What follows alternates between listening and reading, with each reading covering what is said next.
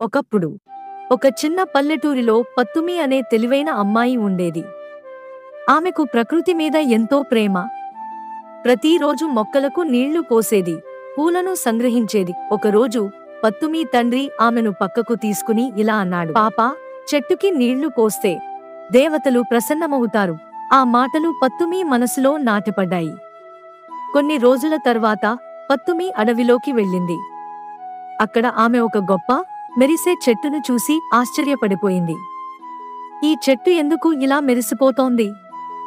ఇది సాధారణం కాదు. అదే సమయంలో ఆ చెట్టు నుంచి వెలుగులు పుట్టొచ్చాయి. ఆ వెలుగుల్లోంచి ఒక దేవత ఆకృతి బయటపడింది. సరస్వతి వృక్షం యొక్క ఆత్మ మృదువుగా మాట్లాడింది, పత్తుమి, నీ శుద్ధమైన మనసుతో నన్ను మేల్కొల్పినావు.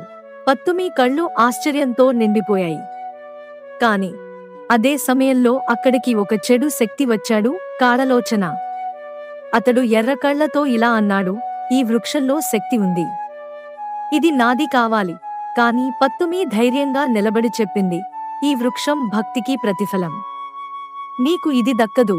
వెంటనే సరస్వతి వృక్షం వెలుగులతో ప్రకాశించడంతో కాడలోచన వెనక్కి తిరిగి మాయమయ్యాడు. పత్తుమికి ఆశీర్వాదం ఇచ్చింది.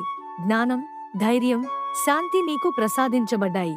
ఆ రోజు తర్వాత పత్తుమి కథ ఒక గ్రామానికి కాదు, ప్రతి చిన్నారికి స్ఫూర్తిగా మారింది. ఇది ఒక చిన్నారి ధైర్యం, ప్రేమ, భక్తి గాథ.